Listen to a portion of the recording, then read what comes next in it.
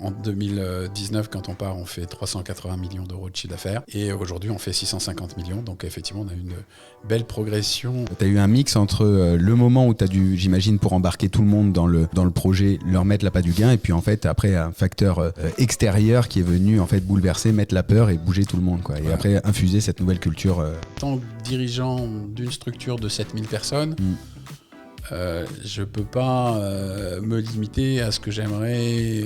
Voilà, je m'adapte à ce qui est, pas à ce que j'aimerais qu'il soit. Antoine, je te disais, juste avant qu'on commence, mais ça a été très très court, tu vois, mais je suis très heureux de te recevoir parce que quand j'ai dit dans les membres, quand j'ai dit dans l'Accounting Business Club aux membres que je te recevais, il y a eu plein d'éloges.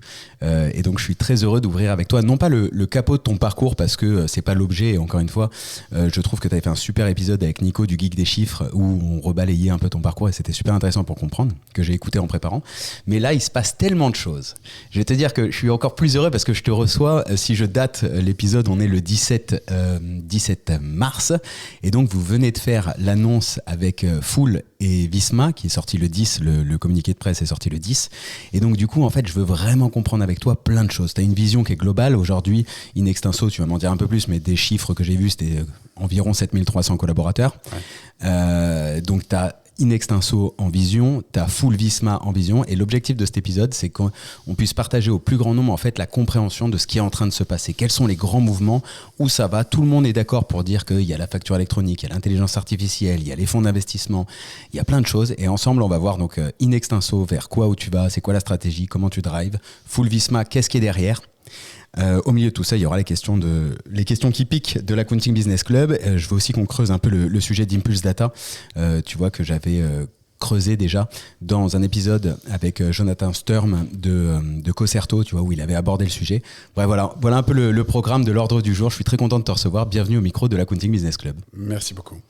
En 2 mots, du coup, j'ai dit qu'on n'allait pas repasser, mais juste si tu veux présenter 2 secondes qui tu es, et au cas où certains ne te connaîtraient pas, et surtout, voilà, qu'est-ce que in extenso aujourd'hui, quoi. J'ai donné rapidement le chiffre, mais la croissance a l'air d'avoir été assez rapide depuis que tu en as pris les rênes, pardon. On va faire comme ça.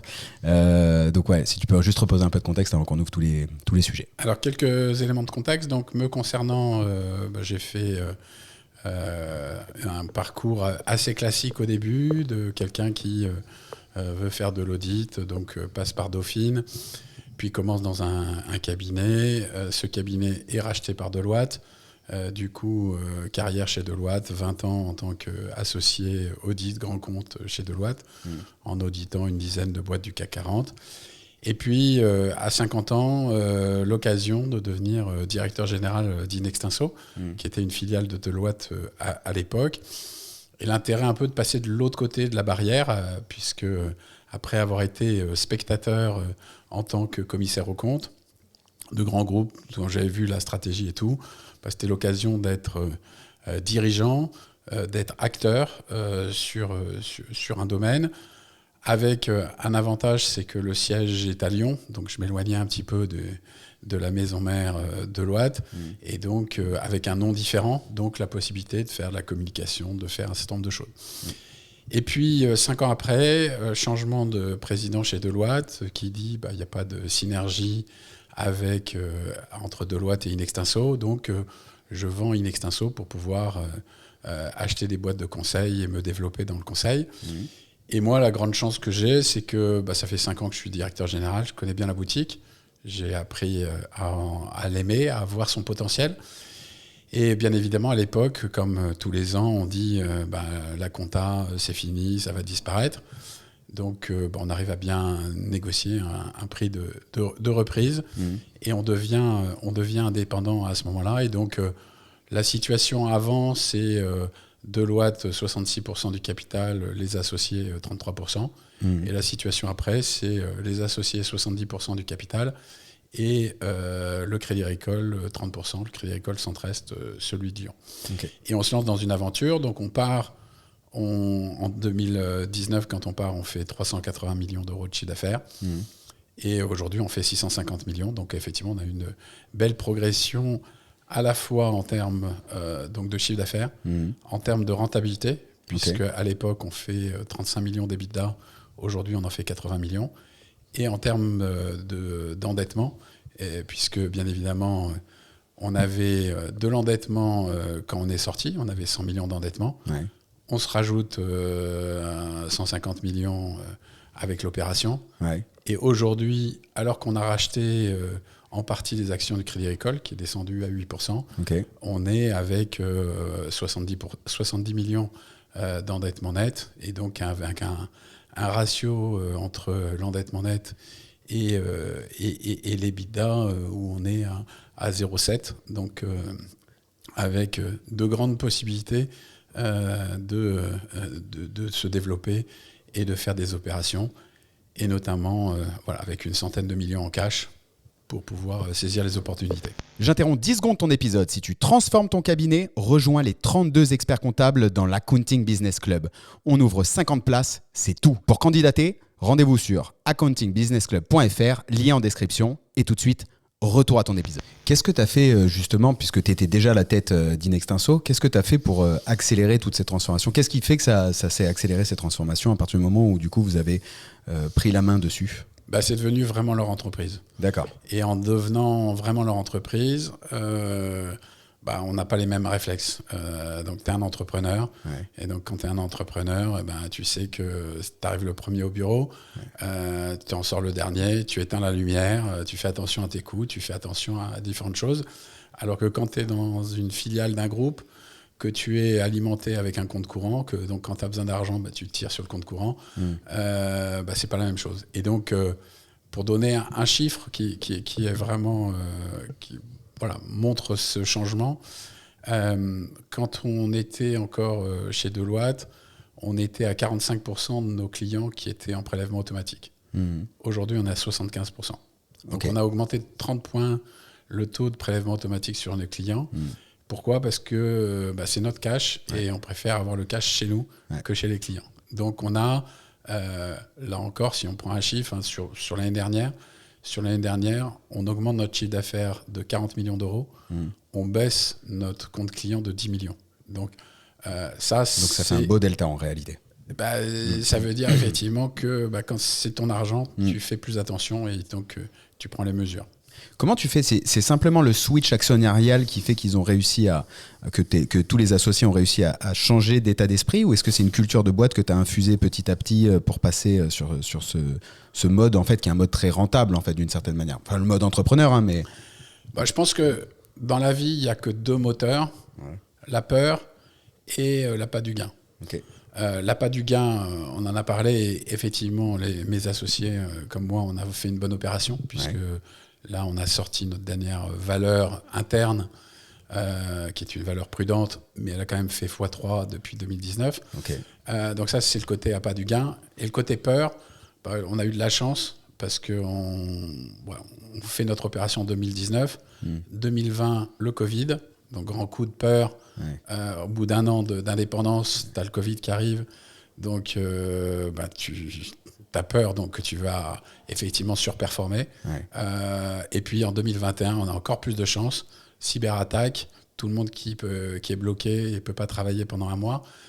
Là aussi, grand coup de peur. Et de nouveau, grand coup de pédale pour rattraper ça. Là encore, si je reviens sur le Covid et sur le côté cash, parce que on a tendance à dire que le cash ne ment pas, et donc ça me paraît être un bon indicateur. Quand le Covid arrive en mars 2020, on regarde quelle est notre situation de cash à fin février, donc plus 23 millions. Quel est l'objectif qu'on a à fin juin par rapport à nos covenants bancaires ? 20 millions. Donc on se dit, on a une marge de manœuvre étroite. Et puis, en mobilisant tout le monde, finalement, on a atterri en cash à fin juin à 56 millions. Et donc là, en fait, c'est quoi ? C'est que tout le monde s'est bougé pour aller chercher directement, mettre les prélèvements automatiques, réduire les délais de paiement, etc. Intéressant. Et donc, c'est pour ça que quand tu as la chance d'avoir à la fois la peur et l'appât du gain, et que tu sais jouer entre l'un et l'autre, suivant les moments, tu fais bouger une organisation. Ah, super intéressant. Tu as eu un mix entre le moment où tu as dû, j'imagine, pour embarquer tout le monde dans le projet, leur mettre l'appât du gain, et puis en fait, après, un facteur extérieur qui est venu en fait bouleverser, mettre la peur et bouger tout le monde, quoi. Et après, infuser cette nouvelle culture. Ok, d'accord. Ma conviction, c'est qu'il faut utiliser à fond tout ce que le monde extérieur te procure comme opportunité. Ouais. Et que, voilà. Effectivement, ça ne m'a pas fait plaisir le Covid, ni la cyberattaque, mais il fallait voir qu'est-ce que ça pouvait m'aider à avancer à ce moment-là. Tu as réussi à bouger tout le monde et toute l'organisation. Je vais revenir du coup sur Inextinso, la croissance. Donc évidemment, maintenant, tout le monde est devenu un peu entrepreneur. Mais comment s'est construit justement cette croissance rapide? C'est beaucoup de rachats, c'est de la croissance interne. Comment ça s'est structuré? C'est les deux, c'est-à-dire qu'on a essayé... et ça a été une réussite ces dernières années, avoir une croissance équilibrée, moitié croissance interne, moitié croissance externe. Ok. Là aussi, on a été aidé par les circonstances, c'est-à-dire que l'inflation, tout le monde la critique, mais c'est quand même une belle occasion de monter ses prix et de faire de la croissance interne. Donc c'est plus facile de justifier 5% d'augmentation de ses prix quand il y a 3% d'inflation. Quand il y a 0% d'inflation, augmenter ses prix est plus compliqué. Donc on a aussi remis à niveau un certain nombre de prix en utilisant comme argument l'inflation, plus, je dirais, les changements technologiques qui nécessitaient d'augmenter les prix. Ok. Et ensuite, donc, du coup, beaucoup de croissance externe, enfin 50% du coup de croissance externe. Qu'est-ce qui fait, tu vois, pour toi la cible? Parce qu'en ce moment, il y en a plein aussi qui sont venus à ce micro, que ce soit les fonds, les projets, les plateformes, tous les cabinets. Qu'est-ce qui fait aujourd'hui un bon cabinet cible d'une certaine manière pour rejoindre Inextinso? Comment tu l'analyses? Alors, il n'y a pas une cible. C'est l'avantage quand on est Inextinso, c'est qu'il y a plusieurs cibles. Okay. La cible, ça va de j'ai un cabinet avec quelqu'un qui part à la retraite et donc je reprends un fonds de commerce dans une ville où je suis déjà bien implanté, où j'ai des locaux et des équipes, et donc je récupère juste des clients. Okay. Ça, c'est un type de cible. J'ai une cible qui est j'ai une opportunité dans une ville où je ne suis pas et où du coup je vais planter le drapeau Inextinso dans cette ville, et donc ça c'est une cible intéressante. Et puis je vais avoir une cible d'un cabinet qui est spécialisé dans certains marchés et qui va me permettre là aussi par rapport à ma communauté qui travaille déjà sur ce marché de se développer. Le point généralement commun entre tout ça, c'est le responsable du cabinet et le fit qu'on va avoir avec lui à titre personnel. Okay. Donc, moi, je fais comme les gens dans l'immobilier qui disent c'est localisation, localisation, localisation. Ouais. Pour moi, c'est voilà, le dirigeant. Okay. Pourquoi ? Parce que si j'ai en face de moi quelqu'un qui a une volonté de transmettre, a une volonté que son cabinet continue à se développer et soit mieux que ce qu'il a fait, etc., c'est différent de si quelqu'un qui a rendu son truc plus beau à la fin en coupant dans les coups, en arrêtant de faire certaines choses. Donc c'est vraiment ça qui fait la différence. Et nous, notre avantage par rapport à d'autres, c'est notre maillage territorial, ce qui fait que mes 300 associés qui sont sur 280 sites à travers la France, eh ben, généralement, les gens qui vont acheter, ils les connaissent. Ouais. Parfois depuis 5 ans, 10 ans, 20 ans. Ils se sont croisés, donc ils connaissent l'homme qui est en face d'eux. Et ça fait une vraie différence. C'est pas effectivement un cabinet qui va nous proposer quelque chose. Dans beaucoup de cas, c'est des gens qu'on connaît, qu'on côtoie et qui, à un moment donné, sont mûrs pour X raisons. Soit l'âge, soit effectivement la peur par rapport à des changements technologiques ou RH, soit effectivement des problèmes d'effectifs à un moment donné. Mais quand ils sont mûrs, on a fait en sorte qu'ils en parlent plus spontanément avec nous. Ok. C'est qu'en fait, tu es vraiment partout. Donc là, c'est pour ça que la cible où tu peux planter le drapeau, il ne doit plus en rester grand-chose. Il y a un peu la diagonale du vide. Ouais. Donc, si tu regardes une carte, donc au milieu, voilà, on est moins présent. Ok. Et du coup, tu vois, c'est quoi les gros changements là, que tu as vus depuis que tu as pris Inextinso et que du coup, vous avez accéléré votre croissance? Moi, j'ai l'impression qu'au cours allez, honnêtement, les 2 dernières années, ça s'est clairement accéléré en termes de consolidation, en termes de rachat, en termes de financement. Comment toi tu vois ça, puisque tu as dû partir un peu avant quand même que ça s'accélère?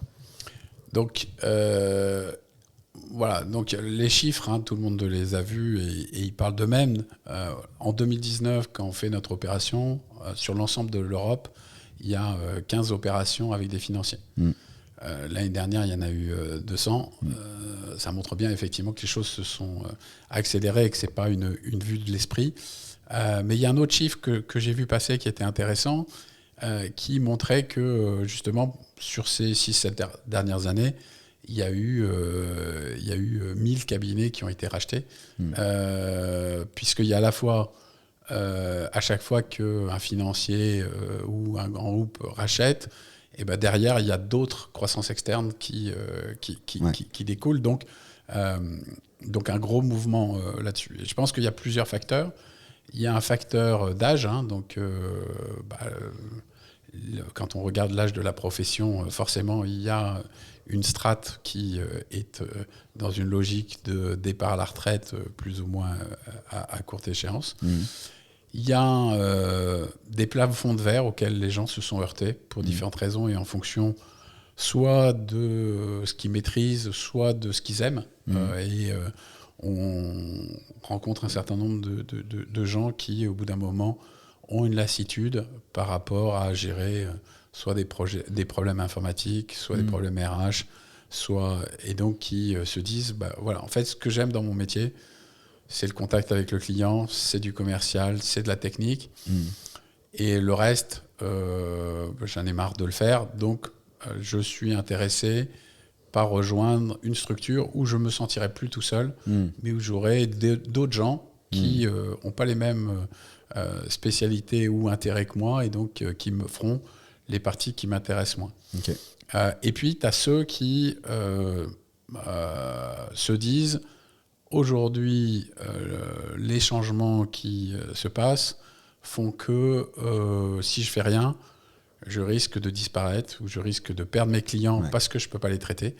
Il y a une vraie interrogation de dire le cabinet qui ne s'est pas encore mis à la facture électronique et qui, et j'en ai entendu un certain nombre, disent faisons déjà la saison fiscale et à la fin de la saison fiscale, je regarderai si j'ai du temps.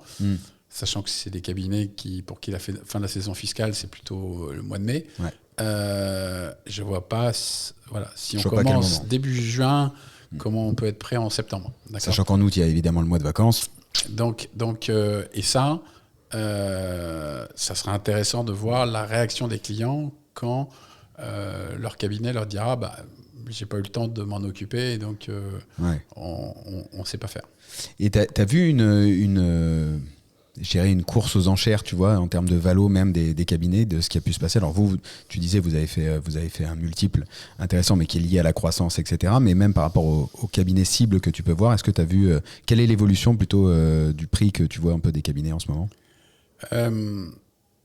Moi, là encore, dans les gens avec qui on parle, les gens avec qui on parle du prix au début, c'est souvent des gens avec qui on ne fait pas affaire. Okay. On se met d'abord d'accord sur le reste et après sur le prix. Alors, c'est aussi parce que dans beaucoup de cas, dans notre façon de faire, la personne qui nous rejoint va convertir une partie importante de son capital dans des titres du groupe. Et donc pour lui, à ce moment-là, c'est une question de parité. Donc c'est plus important de comprendre la prise de valeur du groupe que de vendre au mieux son cabinet. Donc c'est plutôt ça. Après, pour moi, le vrai changement, c'est qu'on a pendant des années parlé de chiffre d'affaires et qu'aujourd'hui, on parle d'EBITDA, on ne parle pas de chiffre d'affaires. et on a là-dessus eu une vraie transformation. Parce que le cabinet qui a fait du chiffre d'affaires mais ne gagne pas d'argent, aujourd'hui a des problèmes. Ok, donc ça, le switch est vraiment est officiellement pacté, quoi. Oui, et ça, c'est là où on voit le poids des financiers. Moi, je parlais avec certains d'entre eux, et on parlait d'un cabinet, et ils me disaient, sur ce groupe-là, l'EBITDA de tel pays s'étend, et sans jamais parler ni du chiffre d'affaires, ni de l'activité, ni des clients, etc. Donc c'était juste purement des chiffres. Purement EBITDA, quoi. Et en même temps, c'est ce qui ramène, je te dirais, dans mon analyse, à une vraie boîte de service. C'est là où ça se télescope avec un autre phénomène qui est que on voit bien depuis plusieurs années que les professions réglementées n'ont pas la cote, que c'est considéré comme des privilèges, des rentes de situation, etc. Donc, on l'a vu avec les notaires, on a vu avec différentes professions à qui on crée de la concurrence, on enlève des prérogatives. Et donc, on l'a vu sur le commissariat aux comptes avec la loi Pacte, etc. Donc, pour moi, il est clair que demain, je ne sais pas exactement quand, mais demain, il y aura un politique qui trouvera que c'est une bonne idée de complètement déréglementer en disant, ça va faire baisser les prix, etc. On verra si c'est le cas ou pas. Mais c'est vrai que le côté réglementé va, à mon sens, disparaître. Et à ce moment-là, on pourra vraiment dire qu'on est une société de service. Ok. Donc il reste encore un peu de temps tant que c'est réglementé, mais toi, dans ta vision, et ça colle avec plein de sujets qu'on peut avoir à chaque fois, mais qui est de dire, ça finira par arriver, quoi. Voilà. Et très clairement, je ne veux pas dire que je trouve ça bien, etc. Mais là aussi, en tant que dirigeant d'une structure de 7000 personnes, je ne peux pas me limiter à ce que j'aimerais. Je m'adapte à ce qui est, pas à ce que j'aimerais qu'il soit. Ouais, et puis tu dois quand même anticiper les mouvements, parce que même si tu as réussi à bouger un peu de monde, à minima les associés qui ont dû ruisseler sur les équipes assez rapidement sur les 3 premières années, là tu dois quand même amener, du coup ça m'amène à ma question suivante, tu vois, qui est de dire où tu vois in extenso dans 5 ans, tu vois, c'est quoi la direction que tu veux amener? Dans 5 ans, donc l'idée, là aussi, et on est en train de travailler dessus, on est en train de travailler sur une vision 2030. Mais ce qui est intéressant, c'est que on est parti d'un EBITDA.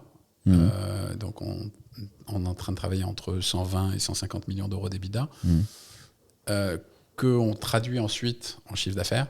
Mais on est parti par l'EBITDA alors que dans les plans précédents, on parlait du chiffre d'affaires. Donc là, on est parti de l'EBITDA parce que là aussi, 120 ou 150 millions d'EBITDA, ça te permet d'avoir une capacité d'investissement, ça te permet de faire un certain nombre de choses. On est parti du fait qu'on serait toujours leader de l'expertise comptable en France, parce que d'abord on a pris goût à cette position, qui est une position que l'on vit comme challenging, et donc qui est bien, puisque on veut garder la place, et dans ce cadre-là, ça veut dire continuer à bouger pour garder cette place, sachant qu'il y a des mouvements dans la profession, donc on veut garder cette place, ce qui oblige à avoir une certaine ambition, une certaine croissance pour garder cette place. On est sur une logique aussi, je dirais, de rester fidèle à nos valeurs en termes, je dirais, d'employeurs de référence, en termes de RSE. Donc on est employeur de référence. La semaine dernière, on a eu donc les résultats de Great Place to Work, où on était 8e sur les entreprises de plus de 2500 salariés en France. Donc là aussi, ces reconnaissances extérieures, c'est aussi, ça pousse à bouger, et on a reçu aussi, donc la semaine dernière, c'était une bonne semaine, donc la médaille de bronze EcoVadis sur nos engagements RSE, et donc qui là aussi devient de plus en plus importante pour répondre à certains clients et à des appels d'offres notamment. Donc voilà, il y a une volonté de taille, il y a une volonté d'être leader et d'être donc numéro 1 sur nos marchés. Il y a une volonté de s'adapter à la situation et pour s'adapter, sans doute d'avoir des endroits où on est plus des usines de production et des endroits où on fait plus du sur-mesure. Okay. Et donc sans doute plus de spécialisation de nos équipes et une réflexion autour du rôle du cabinet de proximité. Donc on veut garder notre maillage territorial. On pense que ça fait sans doute de nous le premier réseau de distribution au TPE en France, ce qui a des avantages dans un monde qui serait déréglementé, parce qu'à ce moment-là, on pourrait vendre d'autres choses à ce moment-là. Mais si on multiplie les lieux de production à une époque où, avec la facture électronique et l'IA, on ne gardera pas les gains de productivité. Donc, du coup, il y aura sans doute une adaptation entre des lieux de production et des lieux de vie pour les équipes et de commercialisation. Et je dirais, c'est toujours intéressant de regarder d'autres secteurs. Moi, je regarde beaucoup ce qui se passe dans d'autres secteurs et notamment dans la distribution, parce que dans mon passé, j'ai été responsable consumer business pour Deloitte en France et dans le monde. Et donc, j'ai vu beaucoup de gens à cette époque-là.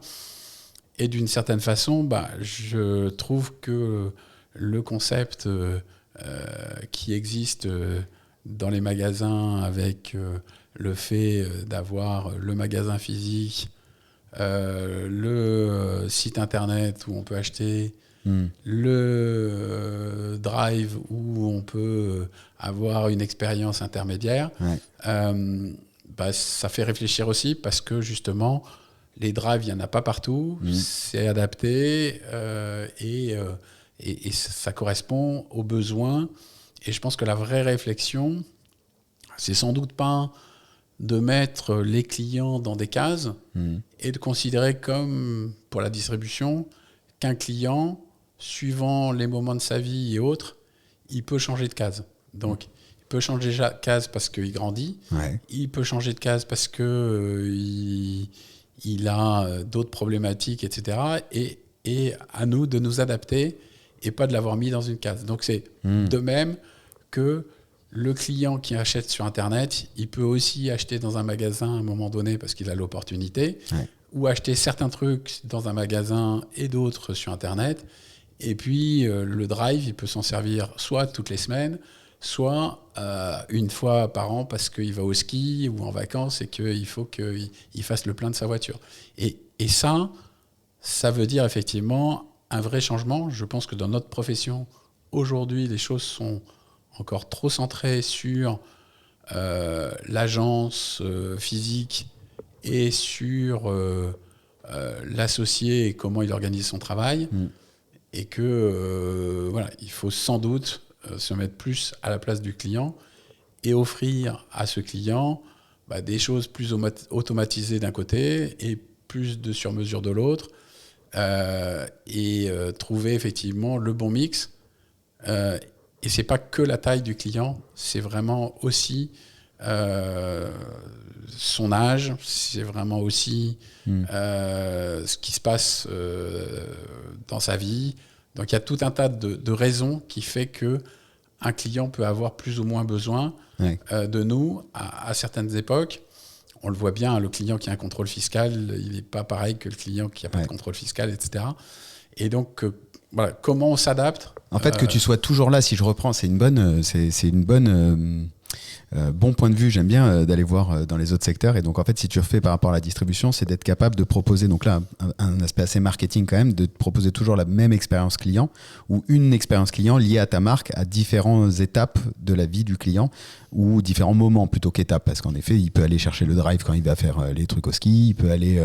mais par contre, qu'il ait ta marque et qu'il en parle potentiellement autour, parce que la qualité de ton service est toujours bon. C'est ça un peu... Alors c'est ça, et ça s'est traduit chez nous par un parcours client. Ok. Et donc on a un parcours client comme quand tu vas dans un magasin, Ouais. ils ont réfléchi à un parcours client, Ouais. et que si tu as les boîtes de conserve d'un côté, c'est pas un hasard, Ouais. c'est qu'ils ont réfléchi au parcours que tu vas faire dans le magasin. Ouais. Et nous, on a réfléchi au parcours que le client doit faire chez nous. Ça va de la création, et donc on a des spécialistes pour l'aider au moment de la création. Ouais. Et là aussi, on a évolué. Au début, donc ça s'appelait les points C parce que c'était que de la création.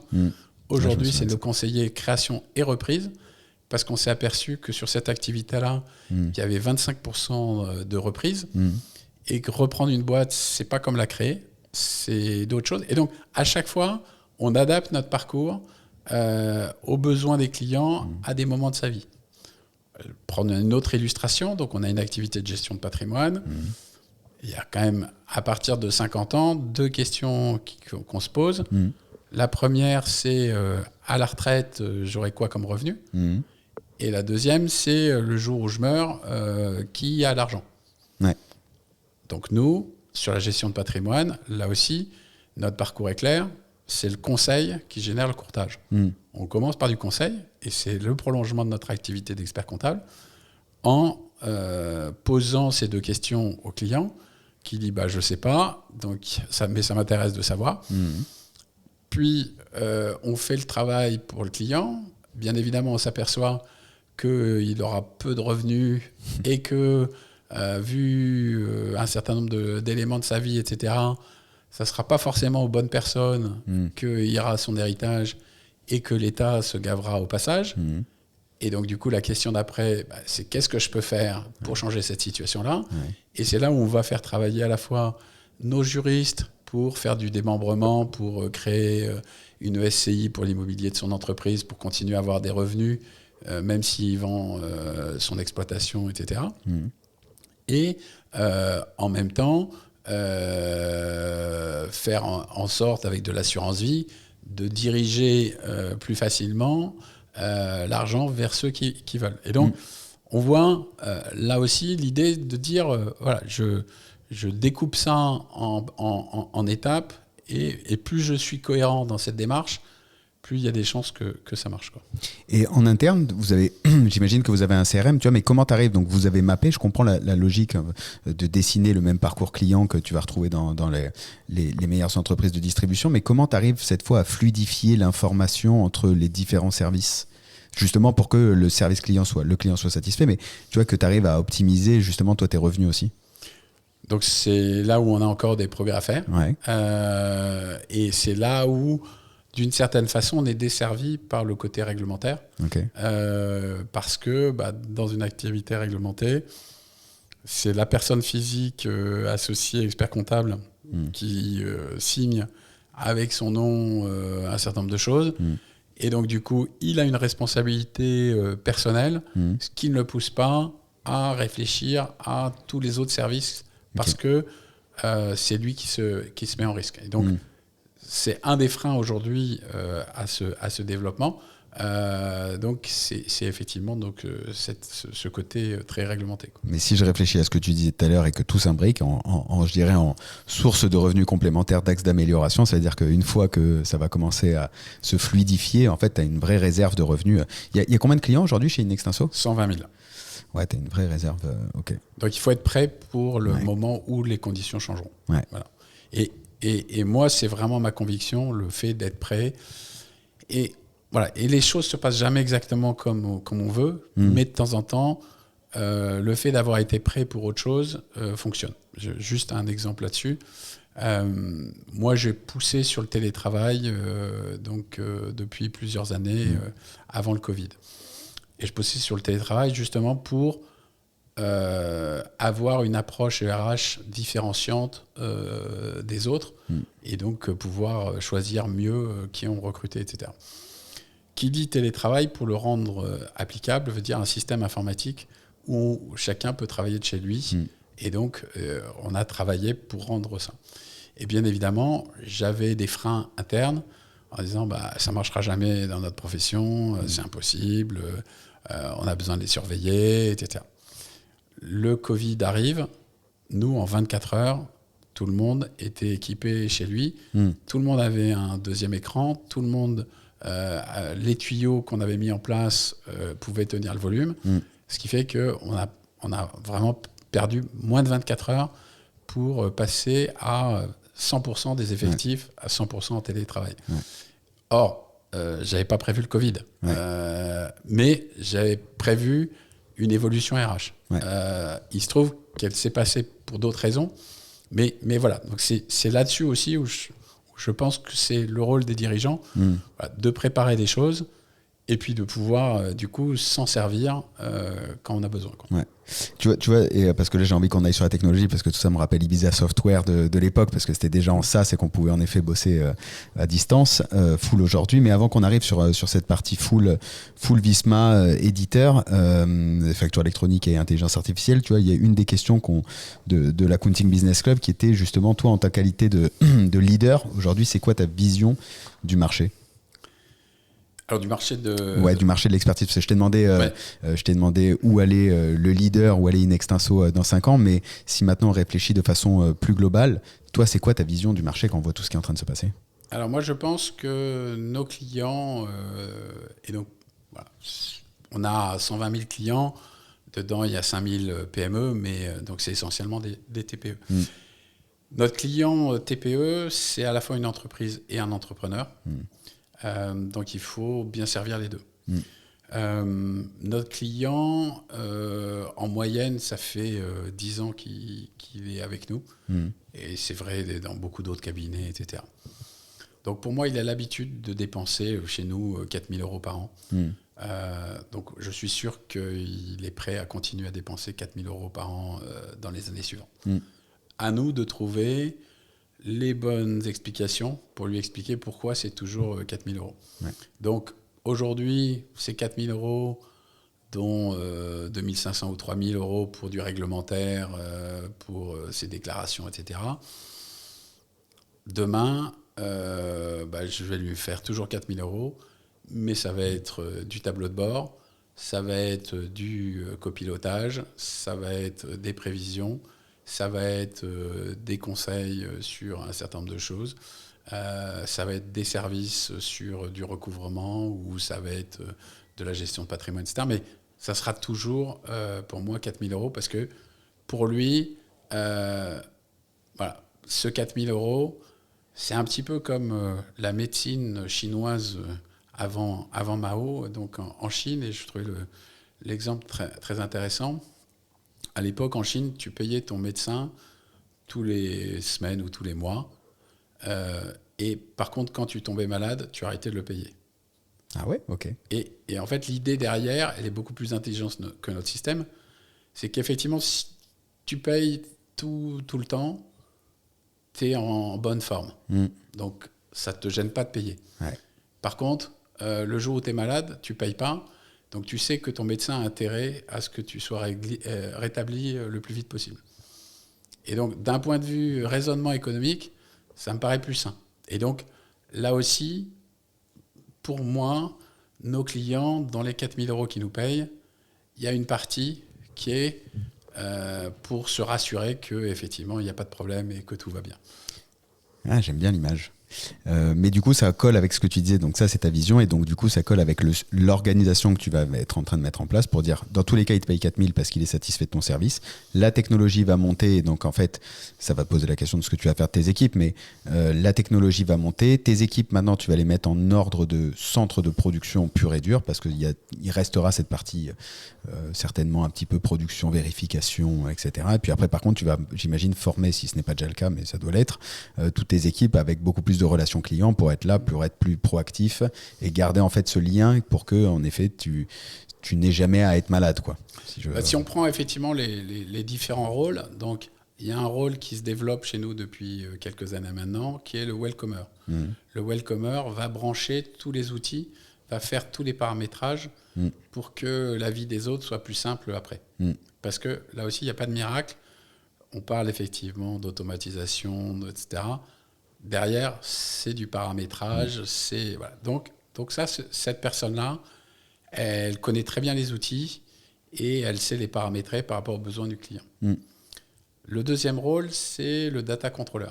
Parce que demain, toutes les nuits, il y aura plein de data qui viendront.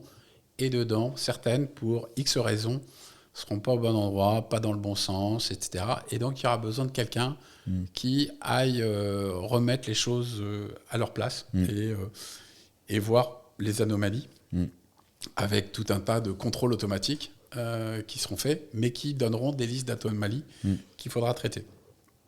Et donc, celui-là, c'est quelqu'un qui aime bien chercher, fouiller. Bon, on en a plein chez nous. Hein, le profil du collaborateur comptable, bien sûr. Il trouve sa place là-dessus pour aller effectivement trouver le truc qui ne marche pas et régler ça.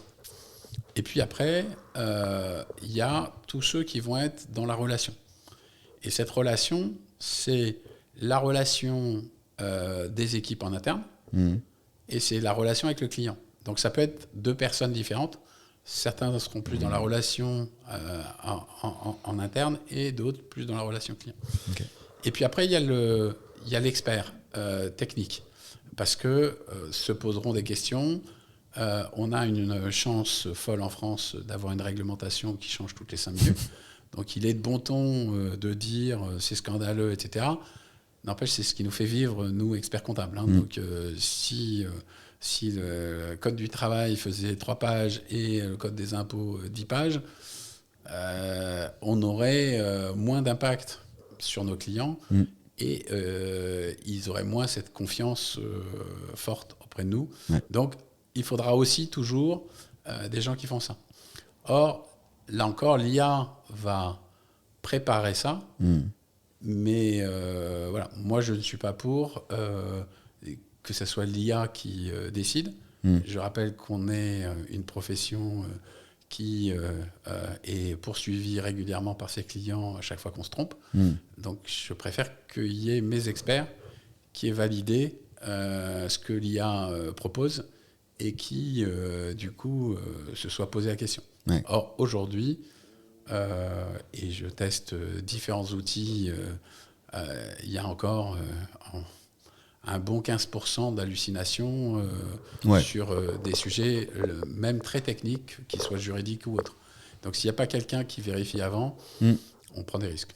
Ouais, c'est clair que l'IA pour l'instant, sur une grosse partie encore hallucine, je suis assez d'accord, 10-15%, même si ça va en s'améliorant et après ça dépend comment tu paramètres tout. Mais d'ailleurs, vous n'avez jamais eu un projet de développer une IA en interne? Peut-être c'est déjà le cas, hein. Après on va arriver sur Full. Mais... sur l'IA, donc effectivement, il y a plusieurs sujets. Il y a l'IA de production, on en parlera avec Full et Visma, et c'est une des explications du pourquoi Visma aussi. Et puis, il y a le reste de l'IA, donc l'IA pour la recherche documentaire, l'IA pour la bureautique, pour gagner du temps, l'IA dans la relation avec le client. Donc, il y a effectivement beaucoup de sujets. Nous, la démarche qu'on a faite, ça a été premièrement d'aller chercher quelqu'un spécialiste de l'IA d'un autre secteur. Okay. Et tu ne seras pas surpris que je suis allé le chercher dans la distribution. Voilà, j'ai eu la chance...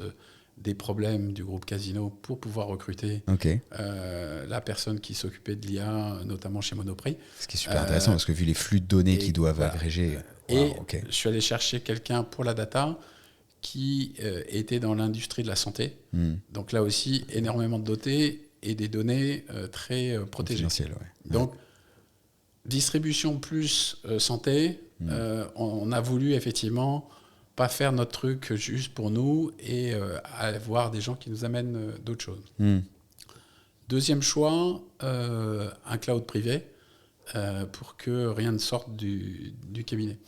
Et rien ne sorte du cabinet, c'est à la fois pour des raisons de confidentialité, mais c'est aussi parce que si rien ne sort, je garde une trace de tous les prompts qui sont faits. Je peux du coup, par sujet, voir quels sont les sujets qui reviennent le plus souvent et je peux voir quels sont les meilleurs prompts, je peux voir qui utilise plus ou moins, etc. Et dernier point, un outil pédagogique qui donc aide chacun à utiliser l'IA, parce que là aussi, pour l'instant, on est dans la phase d'appropriation, et moi, la demande, c'est je veux que l'IA, je mets de côté celle de production, hein, mais l'IA, pour ses autres usages, me fasse gagner un quart d'heure par jour pour chacun de mes collaborateurs.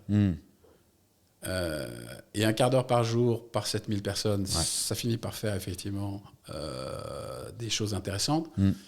Mais j'ai privilégié ça à une IA qui me ferait gagner une semaine à 3 personnes ou qui me ferait gagner 5 heures à 50 personnes. Je préfère une IA qui diffuse à tout le monde. Voilà. Et que ce qui me permet aussi, par rapport à l'aspect RH dont on parlait, de voir ceux qui s'y mettent et ceux qui bloquent. Ok. Et justement, ça te permet, j'imagine, de diffuser aussi, parce qu'on parle beaucoup d'IA, mais un des points très importants aujourd'hui dans l'IA, c'est d'arriver à diffuser la culture de l'IA, les cas d'usage, le partage. Et en fait, le fait de faire ça fait que tu intègres tout le monde en fait, dans la démarche IA. Donc oui, et en fait, cette démarche d'IA, donc, on a un petit outil de formation qui permet d'accompagner chacun dans sa démarche IA. Avec de la gamification, etc. Pour justement ne pas laisser les gens seuls devant le domaine.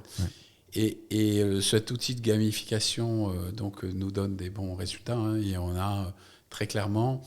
Alors, on le déploie progressivement parce que ça demande de l'accompagnement, notamment humain. Bien sûr, Mais on l'a vu sur le pilote où on l'avait fait, qui était 200 personnes. Au bout de 2 mois, le taux d'utilisation de notre IA avait été multiplié par 7 par rapport à avant cet outil de prise en main. Quoi. Ok. Est-ce que vous avez déjà développé justement, tu vois, toute cette brique IA en plus, mais pour ta gestion de la relation client, je repensais à ton parcours, tu vois, dont tu me parlais. C'est prévu. En gros, on dit, on commence par l'IA pour la bureautique, parce que c'est celle qui concerne tout le monde. Une fois qu'on a embarqué tout le monde là-dedans, l'étape d'après, c'est la relation client. Donc c'est prévu, mais on essaye de ne pas partir dans toutes les directions non plus. Ouais, mais ça colle avec, justement, ça fait partie de ces points où je me dis, à partir du moment où tu as autant de données, et que tu as mappé à ce point ce service client, comment l'IA va pouvoir venir s'imbriquer dans tout ça. Je regarde un peu les questions, tu vois, mais tiens, si avant qu'on arrive sur Visma, quel est l'avenir pour toi, toujours une question des membres de l'Accounting Business Club, mais quel est l'avenir pour toi d'un généraliste, d'un cabinet qui soit généraliste? Tu le disais tout à l'heure, tu as des briques qui sont en verticale potentiellement, et donc j'imagine que ça s'intègre. Comment toi tu vois les choses pour les généralistes demain? Un généraliste, pour moi, il doit être très implanté sur un territoire.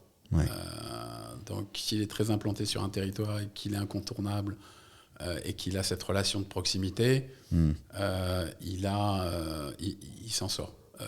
Donc, la proximité client, c'est soit effectivement parce qu'on est à côté, qu'on passe du temps avec lui, etc., soit parce qu'on a une compétence métier qui fait que on lui apporte quelque chose. Moi, je prends un exemple, mais c'était samedi, c'était aussi le salon de la franchise, et on a beaucoup de clients franchisés. Quand dans une enseigne, on a plusieurs centaines de clients de la même franchise et qu'on leur propose des benchmarks de leur enseigne sur des unités opérationnelles de même taille, dans des villes de même taille, de la même région, c'est clair que pour eux, ça fait une grosse différence. Plutôt que le benchmark trop générique où on va les comparer à un secteur trop éloigné de leur quotidien. Ça, on pourra recouper, tu vois, sur tout ça avec justement Impulse Data, dont j'aimerais qu'on arrive après. Je vois que le temps file. On ouvre la page Visma, enfin la page full, d'abord, parce que tout à l'heure, je parlais d'Ibiza Software, ça m'a rappelé de bons souvenirs quand même, parce que pour l'anecdote, je bossais dessus. J'ai eu la chance de travailler un peu sur Ibiza à l'époque, je revoyais le design. Mais voilà, donc qu'est-ce qui s'est passé? C'est quoi le deal? Et tu vois, une des questions qui venait, c'était quand même que In Extenso, c'était un des rares acteurs qui maîtrisait sa technologie. qui avait réussi le pari de créer l'éditeur reconnu quand même dans le paysage, parce que encore une fois, je te dis, je bossais dessus, j'étais pas chez Inextinso quand j'étais en cabinet. C'est quoi ton anticipation qu'est-ce que tu as vu dans le marché qui t'a fait sortir de ce schéma? Alors, on va refaire un peu l'historique. Donc, dans l'histoire d'Inextinso, il y a une première phase où chaque cabinet qui rentrait avait ses outils. Il y a une deuxième phase où on a dit c'est un peu dommage parce que ça ne permet pas de se prêter des gens, de faire des synergies, etc. Donc tout le monde est passé sur CCMX. Il y a une troisième phase où Cégide nous dit on arrête CCMX et on se dit qu'est-ce qu'on fait? Sans trahir de secret aujourd'hui, on avait choisi Quadra. Puis avant de signer, Cégide rachète Quadra. Et donc on dit on ne veut pas revivre l'expérience CCMX. Je rappelle que à l'époque, on avait déjà 200 implantations. Et tous les gens qui ont fait des migrations d'outils, sur 200 implantations, c'est un cauchemar. Donc on ne veut pas se retrouver dans une situation où c'est pas nous qui décidons, et c'est l'éditeur qui dit j'arrête tel produit parce que je préfère que vous preniez mon autre produit, ce qui veut dire vous devez tout migrer. Tout refaire, quoi. Ouais. Et à ce moment-là, on voit Ibiza, on peut l'acheter. Ibiza est fini à 90%, parce que tu n'avais pas fini le travail. Et donc on se dit, voilà, là, si on l'achète, on est chez nous, et donc on peut le faire. À l'époque, il y avait 300 cabinets qui étaient clients d'Ibiza.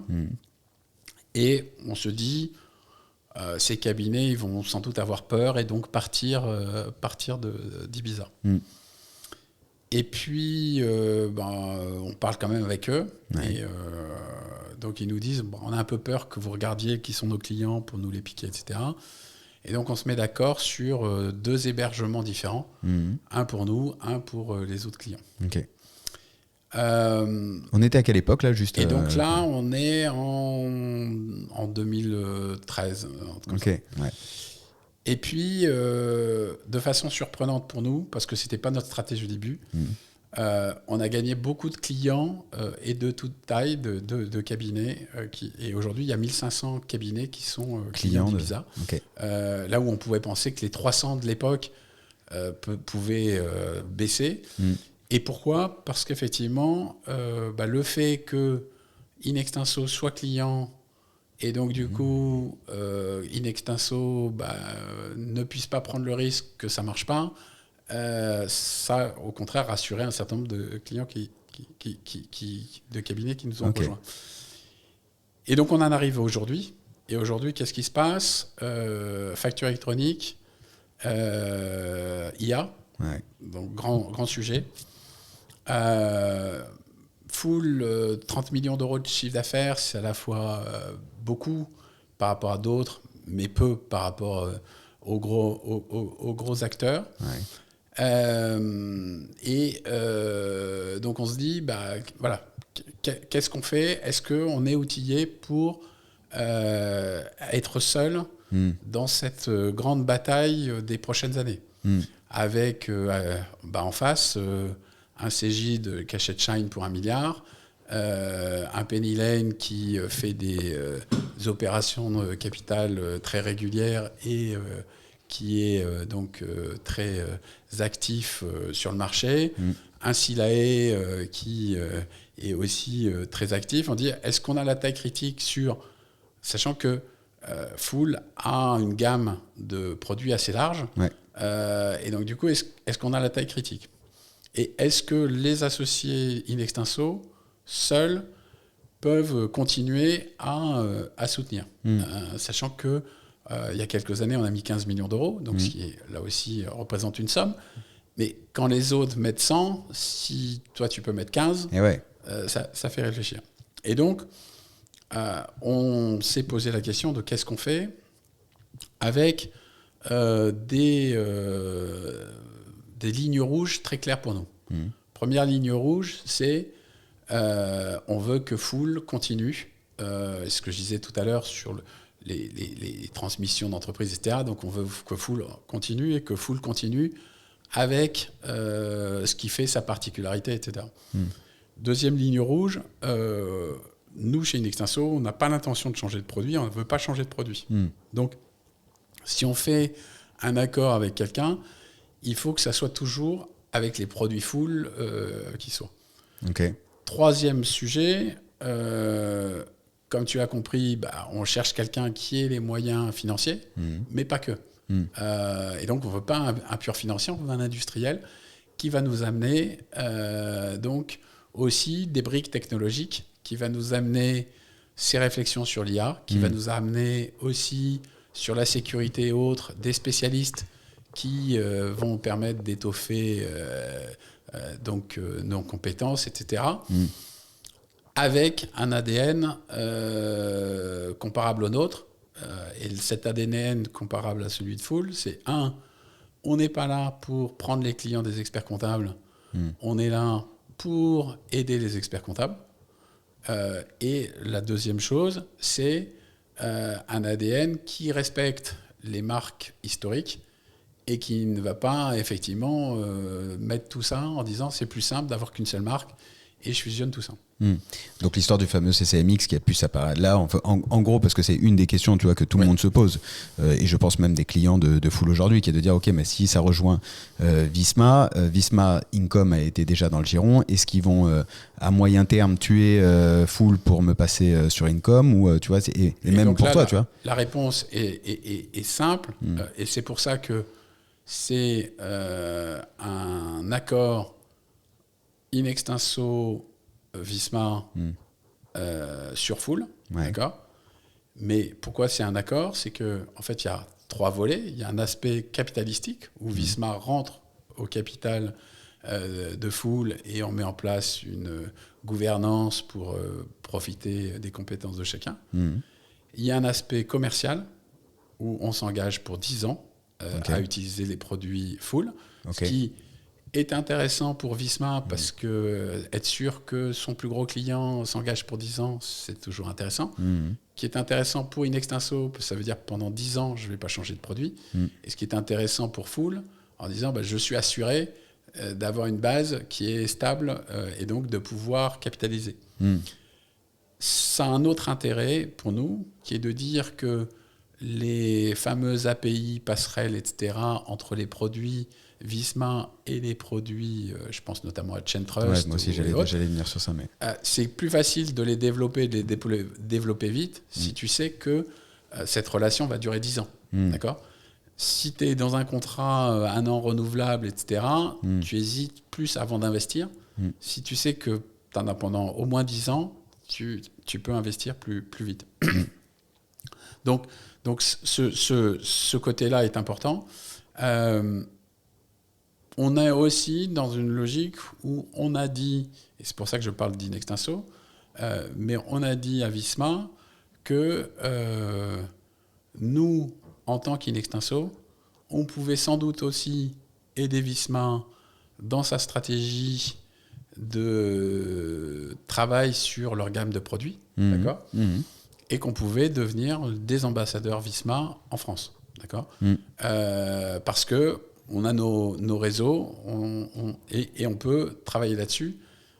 Et ça, c'était quelque chose qui n'est possible qu'avec des gens qui partagent nos convictions, que le rôle de l'éditeur n'est pas de remplacer celui le métier d'expert comptable, quoi. Ah, c'est intéressant, ça veut dire que de ce que je comprends, bon, le deal de 10 ans, j'entends, et comme ça il rassure, j'imagine, beaucoup de monde, et puis il permet de construire sur le long terme, et ça permet aussi du coup à tout l'écosystème Visma, donc je pense à Fintesis, à My Company Files, à ChainTrust et les autres, en fait, de venir s'imbriquer plus vite sur le réseau de distribution, enfin du moins sur au moins tous les cabinets Inextinso possibles, quoi. Donc ça vient accélérer, et puis après ça va rediffuser. Et ça permet aussi de travailler sur une politique commerciale France des produits Visma. Notre conviction en faisant ça aussi, c'est que peut-être que Fool avait une gamme trop large et couvrait des besoins trop importants de clients. Ouais. Tiens, j'allais y venir justement sur la gamme de Fool parce que je sais qu'il y avait une question sur la paye justement. Est-ce que la solution paye a un réel avenir ou est-ce que vous comptez basculer sur une autre solution ? Elle a d'autant plus un avenir aujourd'hui, puisque Visma en France n'avait pas de paye. Et donc du coup, dans cet accord, il y a effectivement, quand je parle effectivement de politique commerciale Visma en France, eh bien, Fool Pay devient la paye de Visma en France. Et donc, tu viens de leur ajouter une corde à leur arc, VS, ainsi la haie et toutes les autres pépites. De leur ouvrir des choses. De l'autre côté, mais on pourrait prendre d'autres produits, mais on a un produit pour les ECF, on a un produit sur comme ça. Ouais. Et il y a des trucs où c'est Fool qui avait effectivement le produit, et des choses où c'est Visma ou Income qui avait le produit. Et donc, l'idée, c'est de dire, au lieu que chacun suive 10 produits, chacun va suivre 5 produits, mais avec un effet volume des clients des autres. Et avec sur la partie commune, qui est la compta, une approche plus par rapport aux besoins des clients. Et là encore, du fait de notre passé et du fait du passé d'Ibiza, Fool est une réponse plus adaptée sur les besoins du client final TPE que sur les besoins d'une PME. Donc c'est plus naturellement qu'on s'oriente vers Fool les besoins des clients TPE et Visma et Income les besoins des clients PME. Donc là aussi, ça permet deux choses. La première, c'est aujourd'hui, un cabinet, il a des PME, il a des TPE. Et ça, c'est un vrai changement par rapport dans le passé où avant les gens disaient je veux qu'un seul outil. Et aujourd'hui, on a de plus en plus de cabinets qui disent je préfère un outil vraiment TPE, solide, robuste, et qui et pas 15 000 aspects pour la TPE. En gros, une bonne Golf, Volkswagen qui fait très bien le job et qui te pose aucun problème. Et de l'autre côté, pour une PME avec des besoins plus compliqués, un truc plus fin, plus compliqué, où le design va être peut-être plus important, ou etc. Que tu vas pouvoir fine-tuner un peu plus. Et que je vais pouvoir effectivement paramétrer davantage, etc. Mais, et donc cette évolution des outils, c'est d'une certaine façon la même que ce que je disais tout à l'heure sur l'évolution des services, entre d'un côté l'usine et de l'autre côté le sur-mesure. Et donc notre conviction, et une des raisons pour lesquelles on fait l'opération, c'est de dire il vaut mieux spécialiser un peu plus chaque outil et du coup avoir un outil qui est encore mieux sur une gamme de marché ou une gamme de besoins plus étroit que de tordre un outil pour qu'il arrive à faire tous les besoins de tous les clients dans toutes les circonstances et que du coup ils sont moins performants pour les besoins les plus courants. Donc si je le dis à ma façon, parce que du coup je peux me le permettre, mais c'est qu'en gros ça va potentiellement donner les moyens à Fool de venir être une réponse sur la TPE à Penny Lane, là où Income va se concentrer sur la PME et viendra peut-être en face d'un Penny Lane ou autre logiciel sur la PME, quoi. C'est ça. Et donc toi tu vas sur ton cœur business, qui est le cœur business aussi dont tu disais d'Inextinso. Okay. Et donc pourquoi pas prendre un peu d'ailleurs, puisque tu disais que tu as une partie de ton portefeuille de PME, pourquoi pas prendre de l'Income aussi sur tester en fait, on teste Income sur l'agricole parce que justement Fool a jamais développé d'agricole et donc c'est plutôt voilà, c'est ce genre de raisonnement que l'on fait, qui est de dire il vaut mieux effectivement se spécialiser. Et si on prend la paye, c'est encore plus flagrant entre le client de moins de 10 salariés qui veut un outil de paye qui fasse de la paye et le client de plus de 50 salariés qui veut aussi que ça soit pas que de la paye, mais que ça soit plein d'autres aspects RH qui soient traités. Et aujourd'hui, il y a des éditeurs que je te laisserai citer qui ont tendance à pousser sur la TPE des outils qui offrent des services qui n'intéressent pas la TPE. Ouais.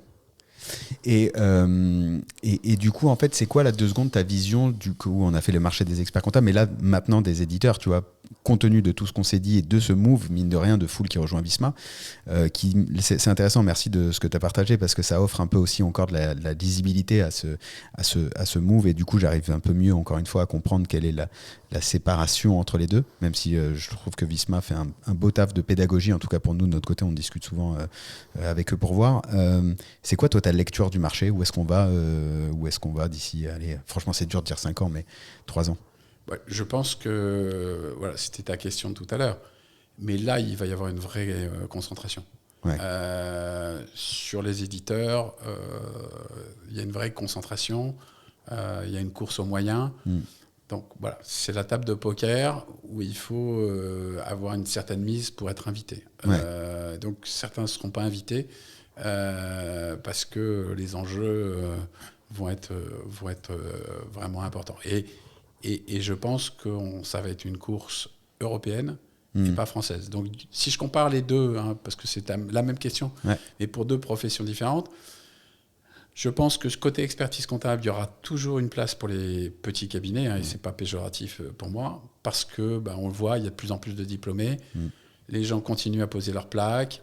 Il y a des gens qui font un certain nombre d'années en cabinet, puis posent leurs plaques, etc.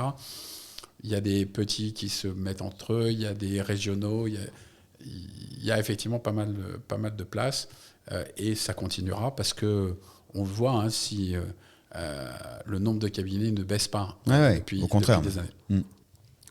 Sur les éditeurs informatiques, je pense qu'au contraire, ça va être concentration avec des stratégies différentes.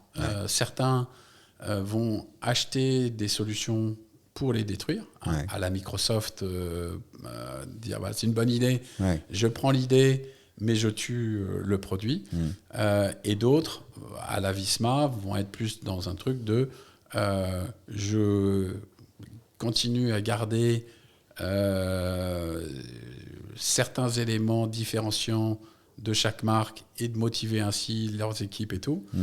Par contre, derrière, je fais de la synergie sur les briques, et notamment de back-office qui sont dessus, sur de l'IA, sur de la sécurité, sur un certain nombre de choses qui ne se voient pas forcément. Et donc, on peut garder, je veux dire, le design de chaque produit auquel les gens sont habitués et tout, et pouvoir changer des choses derrière.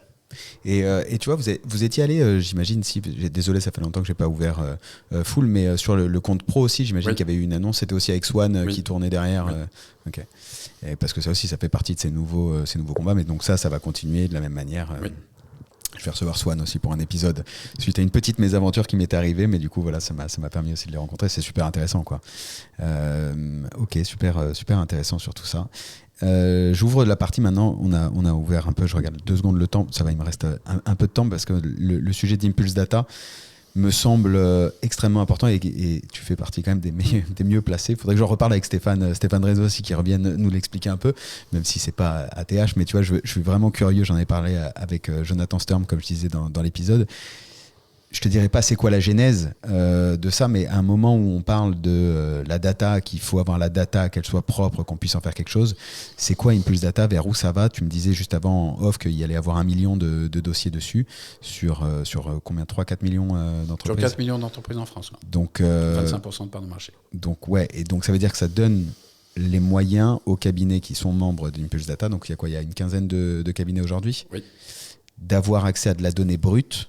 En fait, je fais le pont par rapport à ce que tu disais, tu sais, sur les franchises. Et en gros, ça va leur permettre de donner accès à tous ces cabinets, à autant de données. Et quand on dit que la donnée, c'est l'or, c'est quoi un peu l'idée d'Impulse Data et vers où tu vois le truc, toi, dans 3 ans aussi? Alors, donc il y a plusieurs choses. Pourquoi on fait ça? C'est parce que l'ordre ne l'a pas fait.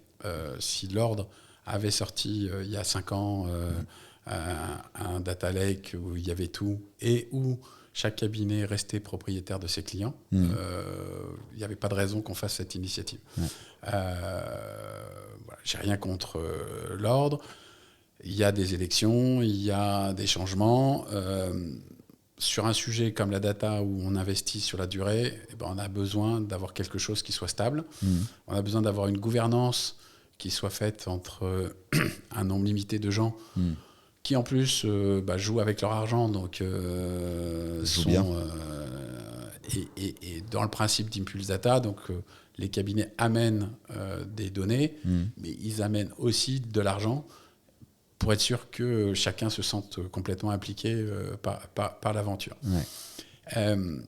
Et donc, on ne pouvait pas continuer à attendre que quelque chose sorte. Et sinon, ceux qui pouvaient sortir quelque chose, c'était des éditeurs informatiques. Ouais. Et là encore, ça renforçait à ce moment-là le pouvoir de l'éditeur informatique sur la donnée, ce qui ne nous paraissait pas une bonne chose. Ce qui était intéressant sur Impulse Data, c'est que les membres travaillent chacun avec des éditeurs différents qui ont bien coopéré et qui permet effectivement de travailler ensemble. Ça, c'est pour le premier cercle et la gouvernance. Alors là aussi, je rassure tout le monde. Demain, je suis un cabinet de plus petite taille. Je pourrais utiliser, alors en payant un service, les données d'Impulse Data. Donc, on l'ouvrira. Et en fait, on va sur Impulse Data, on a d'un côté un cercle de fondateurs, un deuxième cercle élargi avec des gens qui vont amener leurs données et être utilisateurs de la donnée, mais pas forcément être actionnaires d'Impulse Data. Et un troisième cercle de gens qui vont être que consommateurs. Voilà. Parce que, là encore, et d'une certaine façon, tu comprends que c'est aussi ce qu'on a vécu avec Ibiza et Fool. On s'est aperçu que d'être plus nombreux, ça permet des effets d'échelle, donc du coup d'aller plus vite, de pouvoir investir, etc. Donc il n'y a pas une volonté de rester entre 15, de monopole, de rester entre gros, etc. Par contre, je sais plus facilement voter une décision à 15 qu'à 19 000. Et je sais plus facilement demander de l'argent à 15 personnes qu'à 19 000. Donc c'est ça qu'il faut comprendre. Derrière, qu'est-ce qu'on fait avec cette donnée ? Donc, il y a des choses un peu évidentes, qui est le tableau de bord. Ce qui intéresse vraiment le client, c'est le benchmark. Donc, comment il se compare avec les autres. Ses propres chiffres comparés à l'année dernière, c'est sympa, mais en fait, il a plus 5% de chiffre d'affaires. Est-ce qu'il a bien travaillé ou pas ? Si ces comparables sont à plus 10, il a un problème, même s'il a fait plus 5. Et donc, c'est ça qu'il a besoin de savoir et c'est ça qui l'intéresse. Donc ça, c'est une première utilisation. La data en grand nombre, elle va nous permettre aussi d'aller traquer des fraudes, des erreurs, etc. Je parlais tout à l'heure des data controllers, etc. Il y aura des trucs qui passeront à travers. Si, grâce à Impulse Data, tu regardes que ton client, il a une tendance qui est à l'inverse de tout le monde, tu vas aller regarder pourquoi et où est le problème. D'accord ? Le sujet, donc ça c'est un sujet. Le sujet d'après, je pense, il sera cherché du côté du M&A, parce que si tu as un client qui va acheter une boulangerie et que grâce à tes données, tu sais toutes les boulangeries du coin qui ont un certain niveau de chiffre d'affaires avec un patron qui a plus de 55 ans, etc., tu peux faire un ciblage qui devient intéressant. Donc, voilà, c'est quelques-uns des usages. Aujourd'hui, forcément, on a voulu déjà avoir suffisamment de données, faire toutes les API des uns et des autres, puisque, je le répète, chacun reste propriétaire de ses données, utilise ses outils et peut anonymiser ces données avant de nous les envoyer, ou on les anonymise pour lui, pour être sûr qu'à la fin, tout ça est RGPD et qu'on n'a pas d'éléments particuliers. Et puis après, on va pouvoir aller sur les cas d'usage. Mais pourquoi aussi on a pris un peu de retard sur les cas d'usage? C'est parce que le calendrier de la facture électronique a été repoussé. Et c'est pour ça qu'on était sur ce calendrier. C'est que, bien évidemment, avoir beaucoup de données, si elle n'est pas à jour, ça n'a pas beaucoup d'intérêt. Ça sert à rien, bien sûr. Et c'est la facture électronique, en ayant cette donnée à jour, qui la rend pertinente. Et donc, là encore, tout un travail de préparation pour être prêt le jour où on a de la donnée à jour. Mais aujourd'hui, pourquoi effectivement on ne vend pas autant de tableaux de bord qu'on voudrait? C'est que si le client il ne met pas à jour sa compta, ton tableau de bord, il va te dire il est nul, il ne me sert à rien. Bah oui, mais c'est parce que ta compta n'est pas à jour. Ouais. Et donc là, ça va être live à peu près quand? Je pense même pas encore en diffusion, même si j'imagine plein de cas d'usage qui vont être possibles si moi, en tant que cabinet, je peux juste souscrire et avoir accès à ce million de données. Mais déjà, pour vous aujourd'hui, quand est-ce que ça va? Septembre Comme je t'ai dit, alors septembre, c'est le premier mois de la facture électronique. Il faut peut-être donner un peu, mais c'est vraiment lié au calendrier de la facture électronique. Ouais. Donc on va dire qu'en janvier, parce que je considère qu'il va y avoir 3 mois potentiellement, enfin je considère dans toutes les conversations, mais on va dire 3 mois de mise à jour, parce qu'en même temps, et encore une fois, lancer une réforme comme ça le 1er septembre alors qu'il y a le mois d'août, c'est pas comme si tout le monde allait se préparer au mois d'août. Donc on va dire 3 mois de trucs. Donc janvier 2027, tu vas commencer à avoir de la donnée qui va être structurée, de qualité, pour qu'on commence à arriver à ce comparatif qui est en effet la vraie valeur pour le dirigeant, quoi, de se dire tiens, comment il est par rapport, si je reprends moi, par rapport au cabinet de conseil, agences digitales qui sont sur le secteur, tant de salariés et tout, et qu'on voit toutes les mains, super intéressant. Et le sujet, c'est bien évidemment que dans un premier temps, on va considérer qu'une donnée peut avoir un intérêt pendant 3 mois. Okay.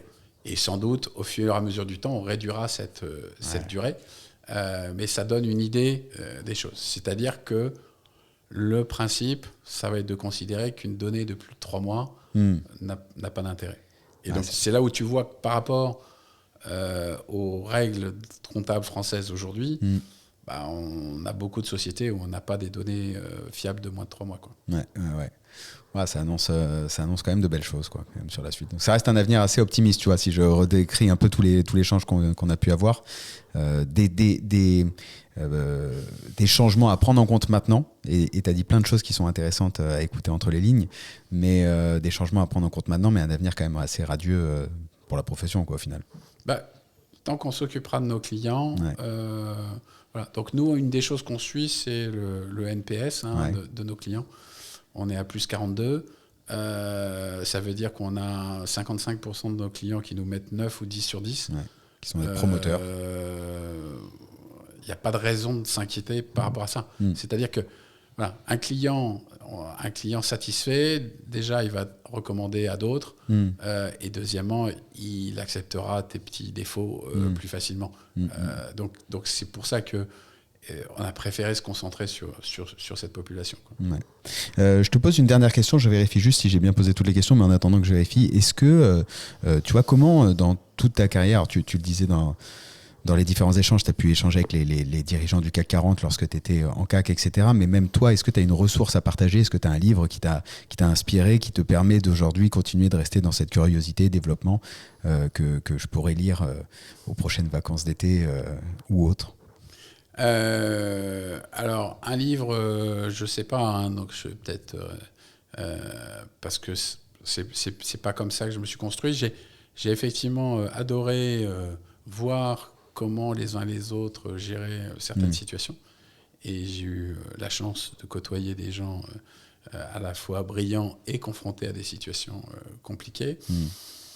Mais je veux dire, ce que j'ai retenu surtout, c'est il est important de ne pas se fixer des objectifs qui fassent qu'à un moment donné, on considère qu'on est arrivé et que donc tout soit fait. Je suis un éternel insatisfait et les gens que j'ai vus réussir sont souvent insatisfaits, ce qui fait qu'ils ne se reposent pas sur leur laurier et que voilà, les gens qui disent « je vous trouve très beau » comme dans le film, leur font pas beaucoup d'effet parce que eux-mêmes se fixent à chaque fois d'autres objectifs. Et je pense que c'est surtout ça le sujet. Pas se dire, le jour où je serai expert comptable, je serai arrivé. Le jour où mon cabinet fera 1 million ou 5 millions ou 10 millions, j'aurai réussi ma vie, etc. Ouais. Mais toujours regarder, c'est quoi l'étape d'après. Et toujours se remettre en question par rapport à l'étape d'après. D'une certaine façon, moi, c'est le sujet que j'ai eu à traiter au moment où effectivement Deloitte a décidé de vendre In Extenso, et où le président de Deloitte m'a dit, est-ce que tu vends In Extenso et tu rentres chez Deloitte, ou est-ce que tu pars avec In Extenso? Okay. Et à l'époque, j'avais 55 ans, et donc le choix était clair, c'était de dire soit à 55 ans, tu considères que tu es vieux, et que du coup tu rentres chez Deloitte, et à 60 ans, tu pars à la retraite. Donc il te reste 5 ans, et donc tu vas commencer à descendre tranquillement et à réduire les choses. Soit tu considères qu'à 55 ans, tu es jeune, et que tu pars sur peut-être 10 ans, mais sans cadre complètement défini, et en sachant pas de quoi est fait demain. Et moi, j'ai préféré me dire que j'étais jeune plutôt que vieux, quoi. Et là, l'aventure a recommencé. Et du coup, où est-ce que tu te vois là, tu vois, allez, je remets 5 ans, parce que mine de rien, ce move avec Visma et tous les changements dont on vient de parler, tu vois, c'est quand même un nouveau cap, tu vois, qui est en train de se passer. Où tu te vois, toi, dans 5 ans? Dans 5 ans, je me vois ayant réussi la transmission à mon successeur. Et c'est très clairement un de mes objectifs de ce mandat. Ça fait déjà 12 ans que je suis à la tête d'In Extenso. In Extenso, en fait, c'est assez incroyable, mais en fait, en 35 ans, je suis que le 3e dirigeant. C'est stable. Donc on peut dire une gouvernance relativement stable. Donc c'est pas un choix anodin quand effectivement on a eu que 3 dirigeants en 35 ans, dont un au milieu est resté 4 ans. Donc il faut pas se tromper là-dessus. Et donc ça, c'est un vrai objectif, de faire en sorte de donner toutes les chances de succès à mon successeur. Et par définition donc au groupe en même temps, quoi. Et dernière question, tu vois, est-ce que par rapport à toute cette vague de financiarisation qu'on voit, est-ce que toi tu vois partout, est-ce que comment tu vois l'avenir d'In Extenso dedans? Est-ce qu'un fonds peut rentrer à la Ridge pour accélérer? Toujours pareil, dans une structuration d'accélération où j'ai le sentiment qu'il va y avoir de plus en plus d'acteurs nationaux et de taille de plus en plus significative. À chaque fois que je demande quel est l'objectif, on me dit 200 millions, 300 millions, 500 millions, comme si c'était 5 millions. EBITDA de CA, on me parle de... Ouais. mais j'ai beaucoup aimé d'ailleurs, tu vois, et que tu repenses par l'EBITDA, je trouve que c'est une approche qui est assez... pour le coup, c'est la première fois qu'on en parle au micro, mais comment tu vois, toi, cette vague de financiarisation, est-ce qu'on ne faut jamais dire jamais, mais dans la vision de strat, tu vois, que tu peux imaginer sur In Extenso, comment tu... Ce qu'il faut, c'est de regarder aussi de quoi on a besoin. Est-ce que j'ai besoin d'argent aujourd'hui? Non. Comme je t'ai dit, j'ai du cash, et je suis rentable, etc. Si demain j'ai besoin d'argent parce qu'il y a un cabinet à 400 ou 500 millions d'euros qui est à vendre et où il faut sortir beaucoup d'argent, c'est une opportunité. Mais je n'ai pas de raison de faire ce move avant que l'opportunité se présente. Deuxième sujet, c'est est-ce qu'on a besoin de quelqu'un pour nous aider dans notre stratégie parce qu'on est perdu? Je ne le crois pas. Et donc, du coup, ce que les fonds vont expliquer aux uns et aux autres, c'est on va vous accompagner dans votre stratégie, on va vous faire rencontrer les bonnes personnes, etc.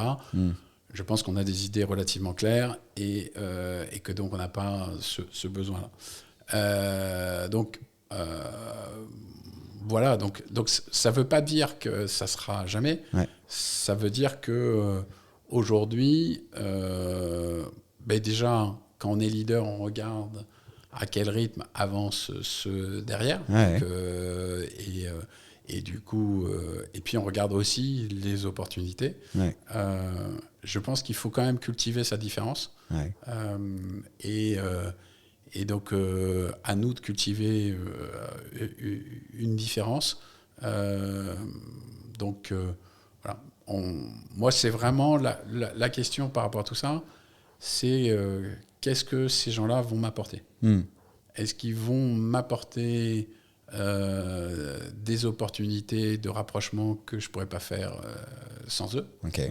Là, j'écoute. Là, c'est logique. Okay, est-ce qu'ils vont m'apporter des sujets, je dirais, IA, technologiques, etc. J'en ai pas entendu beaucoup s'exprimer sur le sujet. Est-ce qu'ils vont m'apporter de la liquidité pour mes associés? Puisqu'effectivement, pour l'instant, dans le modèle in extenso, c'est plutôt un modèle où on thésaurise et on a le cash à la fin. Donc, ça, c'est des choses qu'on peut regarder. Mais c'est vraiment qu'est-ce qui m'apporte? Parce que, voilà, encore, je ne dirais pas non, mais il y a des gens qui ont fait des opérations parce que leur niveau d'endettement ne leur permettait pas de continuer sur l'endettement. Moi, je sais que voilà, à 0,7, j'ai une réserve d'endettement qui est importante. Donc, je peux m'endetter. Mais là encore, si j'ai des sujets pour m'endetter. Mais donc, tout ça pour dire, on est aujourd'hui plutôt en position d'attente. On a effectivement plein de gens qui sont très gentils avec nous, mais voilà, il faut qu'il y ait un projet qui justifie ça, quoi. Ok, impeccable. Merci beaucoup Antoine, je vois que le temps est filé, je respecte pile le timing, c'était un vrai plaisir. Merci. Tu vois, comme tu me l'avais dit au début, zéro langue de bois, et tu as partagé, je pense qu'il y a eu beaucoup d'informations très utiles pour faire évoluer les cabinets, et je te remercie vraiment pour tout ça, c'était un vrai plaisir. Hâte de suivre la suite d'In Extenso, le partenariat, j'allais dire le mariage, mais le partenariat vraiment partenariat stratégique. Ouais. C'est important et d'avoir effectivement toutes ces dimensions. Et voilà, vous serez, à mon avis, les uns les autres surpris de ce qui va sortir de ça, qui est beaucoup plus large. Et voilà, c'est pour ça que ça prend un peu de ça prend un peu de temps, mais c'est plus large. Ça aurait été très facile pour nous de vendre full. Voilà. Et l'argent n'a pas été une motivation, puisque là aussi, on aurait gagné beaucoup plus d'argent en vendant full. Ouais, sur une sortie 100%, et puis avec un earn-out. J'ai des gens qui font la queue. Oui, j'imagine que de toute façon, tous les éditeurs que j'ai eu le plaisir de recevoir ici ont souvent des bureaux remplis de papier, et tout le monde les aime beaucoup, mais parce qu'en effet, c'est ce que tu décrivais juste avant, quoi. C'est que beaucoup de choses sont en train de bouger et les lignes bougent partout. En tout cas, c'est passionnant à suivre. Merci pour ta transparence, c'était un vrai plaisir de te recevoir. Et si vous êtes toujours avec nous maintenant, c'est que l'épisode vous a plu, donc partagez-le au plus grand nombre, mettez 5 étoiles sur la plateforme de votre cœur. Et moi, je vous dis à très vite pour un prochain épisode. Ciao. Merci.